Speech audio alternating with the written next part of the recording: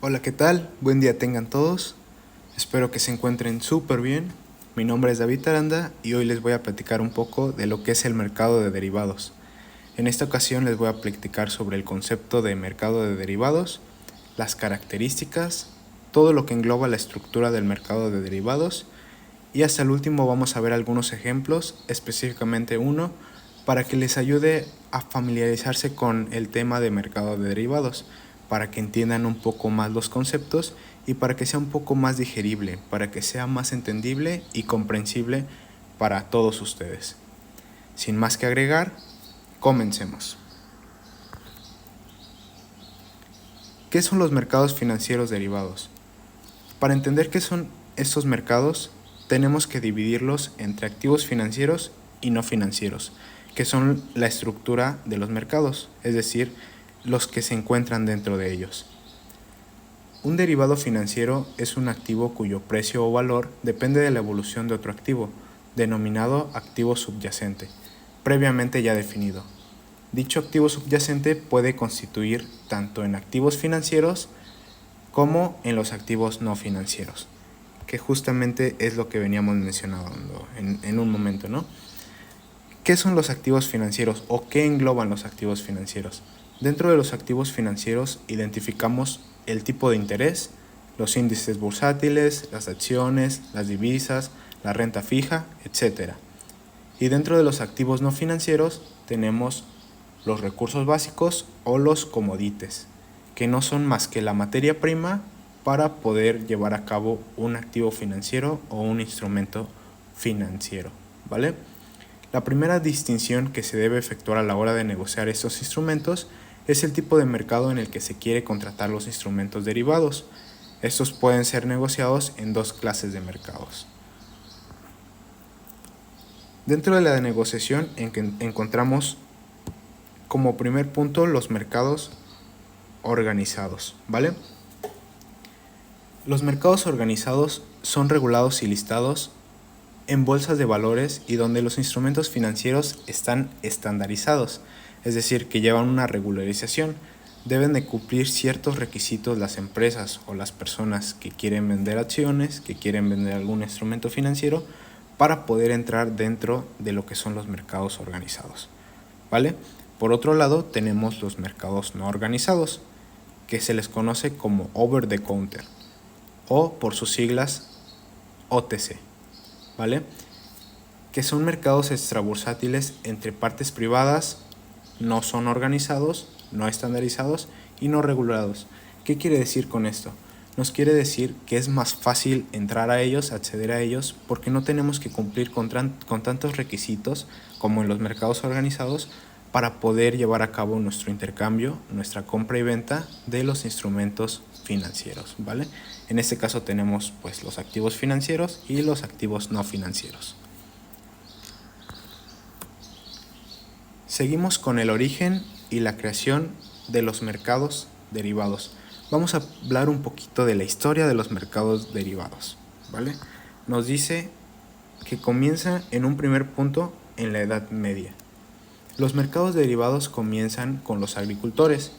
Estos vendían en verano sus cosechas, pero no sabían si iba a ser una buena o una mala cosecha. Si era una buena cosecha, tendrían que haber una excedencia y colocarían precios bajos. Si era una mala cosecha, habría escasez y colocarían precios altos. Aquí podemos identificar lo que es la oferta y la demanda, ¿no? En sus términos generales y a grandes rasgos está plasmada en este concepto. Obviamente en esas épocas, en esos entonces, no teníamos como tal la previsión del concepto de economía, pero ya estaba ahí plasmada. Como segundo punto, en el año 1848, se crea el primer mercado organizado de futuros en Estados Unidos, el Chicago Board of the Trade, por sus siglas CBOT, donde se empiezan a contratar commodities, lo que es avena, trigo y este tipo de semillas para poder llevar a cabo los intercambios. Y entre más tarde se creaban los bonos y las letras del tesoro, ¿vale? Hablamos en este punto de la historia sobre instrumentos, sobre mercados no organizados, ¿vale? En este momento todavía no existe una regularización, solamente se lleva a cabo el intercambio o la compra y venta desorganizadamente, sin ninguna centralización, ¿vale? Como tercer punto tenemos el término anglosajón over the counter, por sus siglas como ya lo mencioné, OTC. Este se traduciría literalmente en idioma castellano como sobre el mostrador o en la ventanilla. El término proviene originalmente a finales del siglo XIX. ¿Y por qué le dicen en la ventanilla? No es más que en aquel entonces, si remontamos las fechas, la historia nos menciona que había bancos, instrumentos financieros que principalmente pues eran casas, por así decirlo, casas de banco, que se encargaban de vender los instrumentos y contaban con una ventana, una ventanilla. La persona que quería adquirir esos instrumentos se acercaba a la ventanilla y lo atendían y se llevaba a cabo este intercambio. De ahí viene el nombre. Posteriormente, avanzando con las fechas y conforme se fue dando los tiempos, los mercados no organizados se convirtieron a organizados y tuvieron una ubicación física en torno a bolsas. Las bolsas son instituciones, brokers, que se dedican a llevar a cabo que son intermediarios para llevar a cabo la compra y la venta de los instrumentos financieros, pero para ello tienes que cumplir con ciertos requerimientos, es decir, las regulan.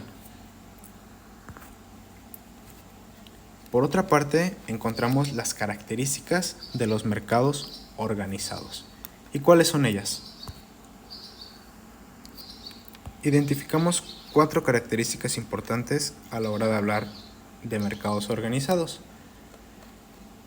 La primera es la liquidación, la cual consiste en modernizar el sistema bancario de los pagos. Se debe de ir actualizando y ejemplificando a la tecnología conforme vaya avanzando la tecnología. Tenemos como segundo punto la regulación, que es homologar los estándares internacionales de regulación, autorregulación y supervisión. Debe de haber un control correcto de esta supervisión para llevar a cabo que se esté regulando la institución de acuerdo a los instrumentos financieros de una manera estable, de control y de calidad. Debe existir una buena regularización. Hablando de la intermediación, consiste en establecer esquemas competitivos de intermediación y alcanzar niveles adecuados de capitalización y capacidad tecnológica de los participantes. Aquí no hablamos más que la institución es la intermediaria de llevar a cabo el instrumento financiero hasta los participantes, pero debe de haber una correcta capitalización y capacidad, ¿vale? Y por último tenemos lo que es nuestro nivel de riesgo, el cual nos dice que es utilizar los productos derivados de acuerdo con una política general de manejo de riesgo y de capital, evaluando los riesgos de mercado mediante análisis de probabilidad e indicadores de sensibilidad. Existen lo que son los estudios de mercado, los estudios en este caso de instrumentos financieros, el análisis fundamental y el análisis técnico, que sirven para saber a qué riesgos te estás enfrentando a la hora de comprar un instrumento financiero y que no pierdas tu dinero por completo, en el caso de que exista ese riesgo, ¿vale? Un claro ejemplo de los mercados organizados es el broker o la plataforma Metzler, que consiste en ser el intermediario que contempla las acciones o que cuenta con las acciones, las fibras, los índices de diversas empresas que quieren vender estas acciones, y ellos son los intermediarios para buscarles un vendedor o un comprador, ¿vale? Se lleva a cabo esta compraventa, pero por medio de una regularización y deben de cumplir con ciertos requerimientos para poder llevarla a cabo. Es por eso que son organizados. Seguimos con las características de los mercados no organizados u OTC. Vamos a encontrar 2 muy importantes. La primera es la negociación bilateral, donde creadores de mercado, que vamos a llamar dealers, así se le conocen famosamente, hacen públicos precios de compra y venta vía teléfono o pantallas, y todas las operaciones se ejecutan contra su cuenta propia. Es decir, El intercambio se lleva a cabo entre dos personas, que son los dealers y las personas que quieren adquirir el instrumento financiero, que al final de cuentas son los compradores. Por otro lado, también tenemos la negociación multilateral, en la que existe una pantalla operada por uno o varios intermediarios. Estos se les llaman brokers, y las operaciones se ejecutan entre terceros sin que el intermediario sea una contrapartida. Aquí entra lo que es una empresa, son los intermediarios entre los que van a vender el instrumento financiero y los que lo van a adquirir. Pero, a diferencia de los mercados organizados, es que es más accesible llevar a cabo esta compraventa. No necesitas estar regulado, no necesitas tantos requerimientos para llevarlo a cabo. Es por eso que se llama mercados no organizados, ¿vale? Por último, tenemos un ejemplo de lo que son los mercados no organizados, over the counter, OTC, y es un contrato a futuro, ¿vale? O también se le conoce como contrato forward. En este contrato, como lo pueden identificar en la pantalla, tenemos 9 puntos, en los cuales desglosa lo que son los folios, la fecha de contrato registrado, el tipo de operación, la moneda extranjera, el tipo de cambio que se va a llevar a cabo, el tipo de transacción, cómo se va a cumplir los requerimientos, la moneda de compensación, el precio del contrato como tal, el precio que se le pactó, cuándo se va a vencer, la fecha en la que se debe dar de pago y la forma en que se va a ir dando los pagos. En la parte de los numeritos rojos, las partes rojas es donde se va a llevar a cabo como las fechas, por así decirlo, y todo lo demás pues solamente es llenarlo. Así es como se lleva a cabo un contrato a futuro, en este caso sería por un broker o un intermediario que quiere vender un instrumento financiero, pero debe de estipularlo a futuro para considerar el hecho de en cuánto se encuentra la moneda actual y cuánto puede avanzar o cuánto puede disminuir. Es por eso que se llama a futuro. De mi parte sería todo, espero que les haya gustado la presentación. Me despido con un cordial saludo. Que tengan un excelente día.